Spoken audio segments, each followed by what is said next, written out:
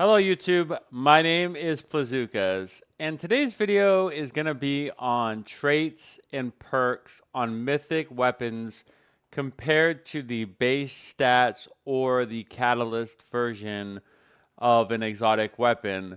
I've recently done 2 tier lists, and as usual, there have been comments that have been very, critical of my point of view. And admittedly, I've been wrong on some cases.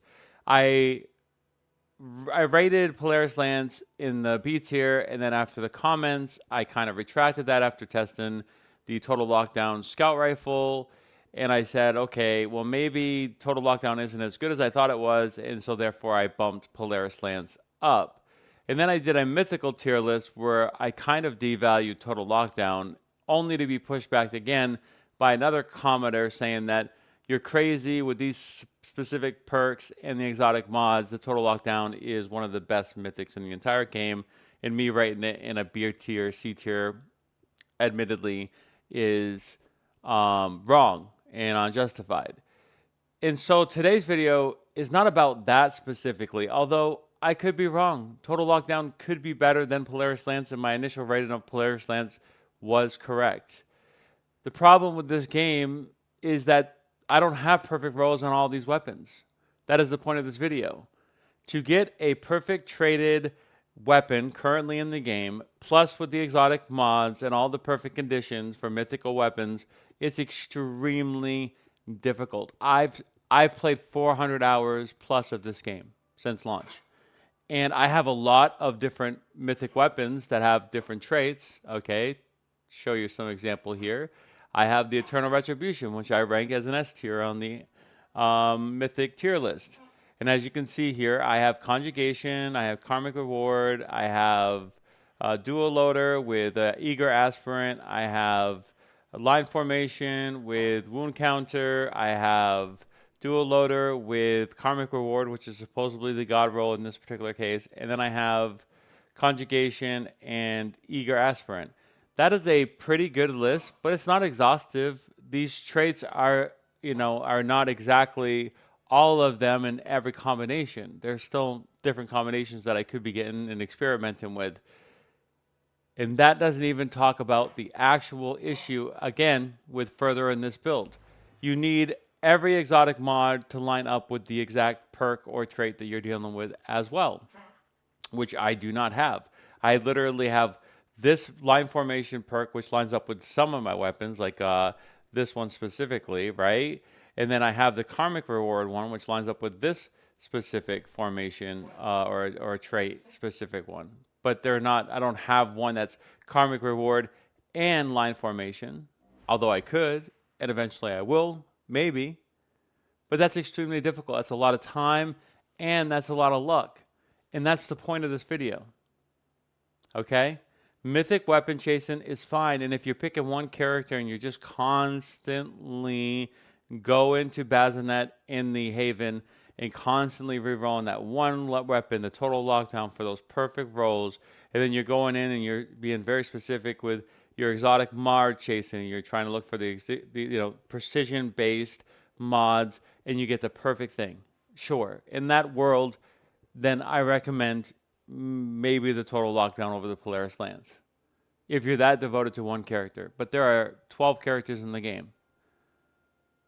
There are many different weapon types in the game.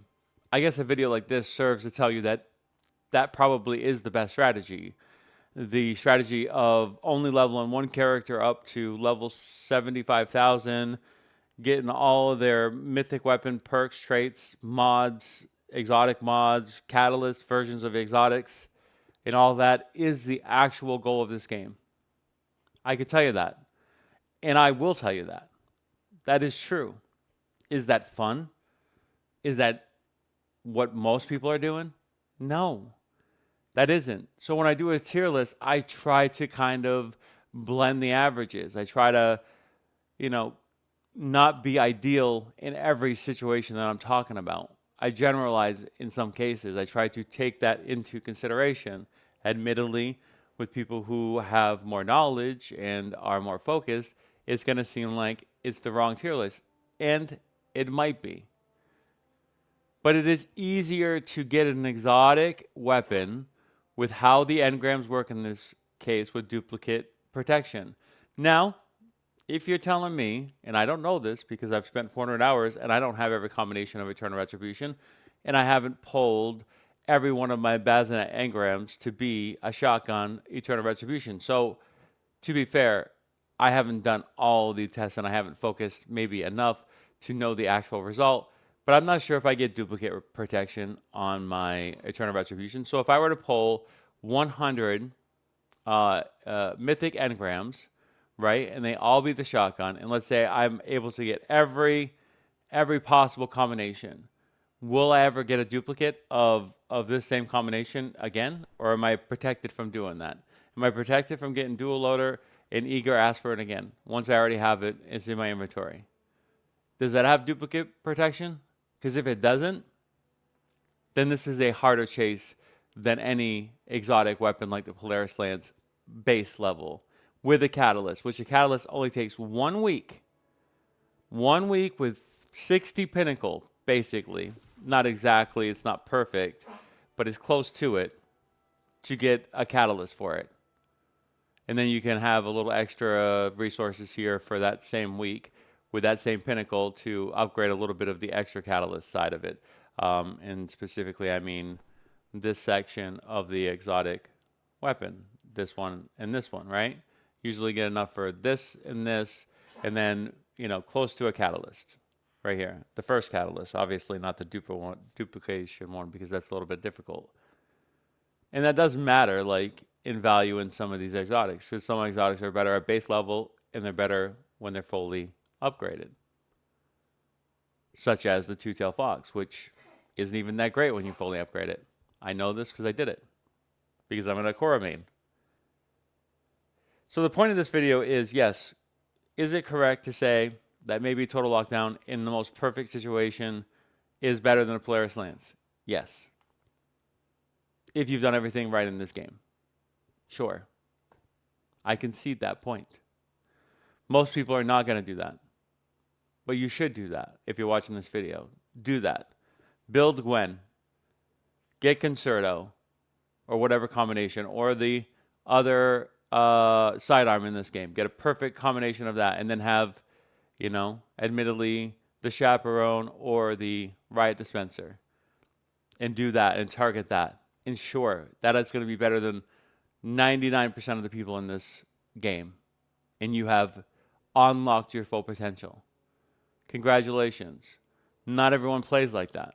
Not everyone can even listen or understand a tier list that is specific towards that, because that is such a deep-rooted understanding of the game that I would be speaking to a very small audience, which is fine. This is what I'm doing right now. So maybe I'm trying to convert those casuals into more hardcore people that are trying to break down the numbers. So I appreciate the criticism. I accept the criticism. But understand, I'm working on a different spectrum than maybe your perception is being perceived. So going forward, I will hopefully be doing some exotic weapon showcases. But I'll tell you this, it's extremely hard to do it in this game unless I were to use another account that has something like this account, my account, which I could do technically a showcase of Two-Tailed Fox because it's fully upgraded. And I could speak on its potential now that I've actually done the work to get it fully upgraded. But I have a personal issue with using other people's accounts. In most games, it's against terms of service, so I'll never do it in that case. And I don't think I should have access to anybody else's accounts, even though I'm a streamer or a content creator. That's a slippery slope. I don't want to do that. So I will do my best when doing those videos. I will try to leverage as much as I can. But just like my tier lists, understand that they're not going to be perfect.